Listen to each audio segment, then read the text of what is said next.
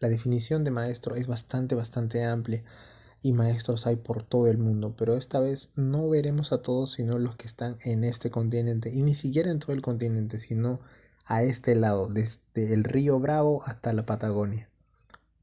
Para la gente que me conoce sabe que una de mis mayores frustraciones es no poder ser maestro, así que acá te voy a recomendar cuatro así y te voy a hacer un resumen bien cortito y bien conciso sobre su aporte a la educación y la idea que tenían. Primero nos vamos a Brasil. En Brasil nace Paulo Freire y Paulo Freire enfoca su labor hacia los adultos. Se da cuenta de que más de la mitad de la población de Brasil no está alfabetizada, entonces no puede participar de muchas de las decisiones que se toman en ese lugar. Por lo tanto, decide empezar una campaña de alfabetización hacia los campesinos, hacia los obreros y gente de más de 30, 40 años que no había recibido instrucción hasta ese momento. Lo increíble de esto es que él en un mes y medio logra alfabetizar a más de 300 adultos. ¿Y cuál es el truco? ¿Cuál es el secreto? El truco es que, bueno, no el truco, no, la propuesta de él era que había que dejar de pensar de que por no estar alfabetizado no sabías nada. Esa gente estaba llena de conocimientos. Lo único que le faltaba era la forma de expresar todos esos conocimientos. Y era lo único que él hacía, enseñarles cómo escribir, cómo leer, pero no les enseñaba sobre qué escribir, sobre qué leer. Ellos con sus vivencias y toda la experiencia que habían acumulado con los años, tenían todo el conocimiento dentro de ellos. Se deja de ver a un alumno o a un educando como una suerte de frasco vacío en el que hay que llenarlo de conocimientos. No, todo educando ya tiene conocimientos previos. Nadie está totalmente vacío. Así que lo único que hay que hacer es darle herramientas para que éste vaya expresando todo lo que tiene dentro. Y también deja de ver ese lado unidireccional, que solo el educador va a conversar con él y decirle lo que tiene que hacer. No, en este caso él proponía que eso sea bidireccional, que tanto el maestro como el alumno se van educando a la par. Esa era una de las grandes propuestas y si quieres saber más, métele ahí una terrible googleada. Ahora bajamos un poco más y llegamos a Uruguay, donde nace Jesús Aldo Sosa, que con tres consignas muy marcadas que son la libertad, la autonomía y la expresión, él dedica su vida a la docencia, se forma como profesor desde muy joven y enseña en una escuela pública muy pequeña, muy alejada de la capital, en donde a partir de sus vivencias él va a publicar una obra llamada Vida de un Maestro, que es un libro dirigido hacia profesores de escuela, pero esta trasciende más allá y se convierte en un bestseller en el país. ¿Por qué? Porque no solamente habla de su experiencia como profesor, sino habla sobre sus niños, habla sobre toda la comunidad y cómo ésta influye mucho en la formación de los chicos y en la forma en cómo se les debería enseñar. Impulsar la expresión creadora del niño y no despersonalizarlo ni estandarizarlo a todos hacia un solo punto era una de las consignas más grandes que tenía él. Él decía que el niño tiene que encontrar de alguna forma una vía de descarga para sus complejos creativos y para sus complejas expresiones, que no son menores a ninguna otra. Él sabía que muchos de sus alumnos iban a terminar trabajando en el mismo trabajo que sus padres, por lo tanto, él no solamente les enseñaba educación básica, sino que también les enseñaba a calcular el valor del jornal, el precio de la mercadería, la ganancia que tenía un propietario, y muchas de estas enseñanzas eran mal vistas por los padres, incluso por algunos vecinos, porque pensaban que estaba condenando a sus hijos a ciertas cosas, pero no, en realidad lo que él buscaba era que los chicos entiendan el contexto en el que están viviendo, entiendan la labor que van haciendo sus padres desde la escuela, ya que en muchos casos la comunicación que había entre padres e hijos era bastante lejana. Y no solamente se queda ahí, sino que él marca la creación de dos cursos muy importantes o muy interesantes que se dan en su escuela, que es el centro de interés, que es una suerte de clase donde todos los chicos decidían qué cosas querían que les enseñen y qué tipo de artículos o información iban a revisar en el año. Y también crea un centro de extensión cultural en donde se llevan actividades como teatro, actividades musicales, festivales, incluso se crea un periódico escolar en donde se ve toda la cultura local guardada en la escuela. O sea, la escuela se convierte en una especie de centro cultural local. Esto es muy importante para él, ya que él cree que los niños están, o la forma de aprender de ellos es muy marcada por el contexto en el que viven. El siguiente es José Carlos Mariátegui. Él nace aquí en Perú. Él propone reiteradamente que la educación se debe basar en el estudio de nuestra realidad económica, la realidad social y cultural del medio en el que se imparte.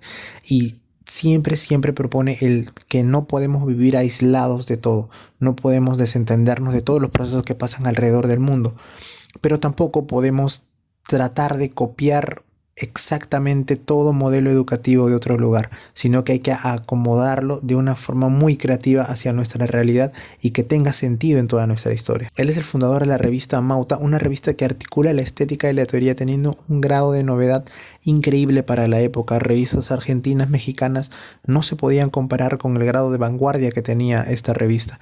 Incluso tenía colaboraciones muy importantes. José Sabogal, el artista José Sabogal, es el que hace la carátula, el que hace la portada de la revista.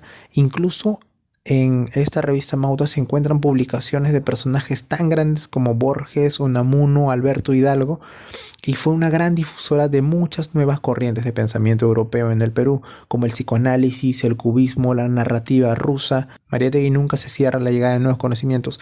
De lo que él reniega es de la poca adaptación que le hacemos a estos. Tratamos de nosotros encontrar una receta y copiarla exactamente igual acá, cuando eso no se puede hacer. Siempre se tiene que ir acomodando a la realidad de cada país al que va llegando. Y él tiene varias reflexiones acerca del maestro y la actividad educativa. Él afirma el abandono y el maltrato por parte del Estado hacia el maestro. Critica a los docentes que carecen de pasión y de voluntad en gestar estudiantes con ideales académicos, científicos y sociales. Critica la gran distancia y la brecha que hay entre los maestros de educación primaria y la suerte de maestros elitizados, que son los maestros de universidad, y siempre indica que el rol del maestro debe trascender y generar un cambio social. Mariátegui debe ser uno de los pensadores más grandes, más brillantes que ha tenido el Perú, y me atrevería a decir que de los 2, 3 más importantes que ha tenido América Latina. ¡Boom! Y ahora nos vamos un poquito más arriba y llegamos a Cuba. En Cuba nace José Martí, el cual desde muy temprana edad es deportado hacia España, en donde se forma y se gradúa en filosofía, letra y derecho.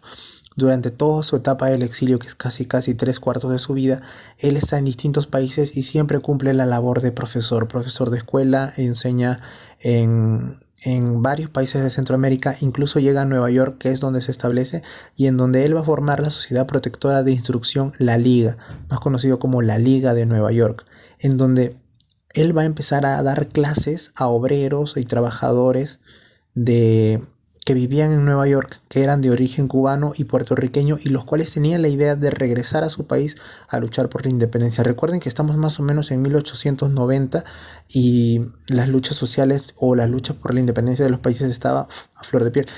Es en ese momento en el que Martí recibe el apelativo de maestro. Es ahí cuando José Martí es empezado a ser llamado maestro por todos los obreros a los que él cada jueves en las noches iba a dictarles clases luego de que ellos terminaban su jornada de trabajo. Él aborrecía ciertos métodos de enseñanza que para él eran obsoletos y muy memorísticos. Él decía que las escuelas son meros talleres para memorizar, donde languidecen los niños año tras año, en estériles deletreos, mapas y cuentas, donde el tiempo se consume en copiar palabras y enumerar montes y ríos, donde no se enseña los elementos vivos del mundo en el que se habita. A contar sí, y a contar se les enseña a torrentes.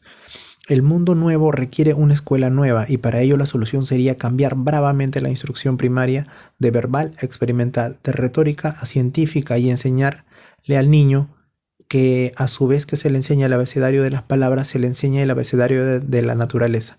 Divorciar al hombre de la tierra es un atentado monstruoso. Me parece que la labor pedagógica de Martí se manifiesta mejor y trasciende más por su rectitud moral y su ejemplar conducta como líder. Al respecto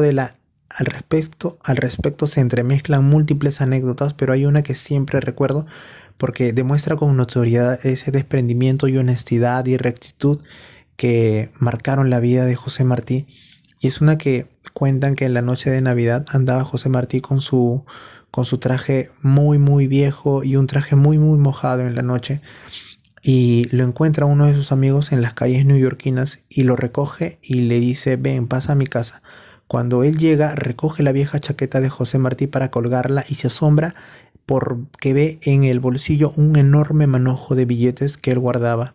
Y al comentarle a él, le dice: maestro, ¿por qué tú tienes ese dinero y estás andando así por las calles?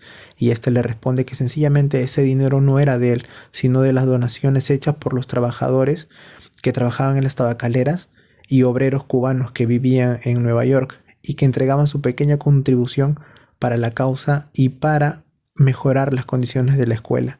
Por tanto, aunque pareciera una inanición, él jamás tocaría ni siquiera un centavo de ese dinero. ¡Pum! La Edad de Oro es una revista que también él publica, que está dirigida hacia los niños, que ahora se vende en forma de libro, que es un compilatorio de muchas de las publicaciones que se hicieron así, que se hicieron ahí, y es una mera bomba. Así que mételo a tu googleada si quieres chequearlo, porque es fácil, está en PDF también.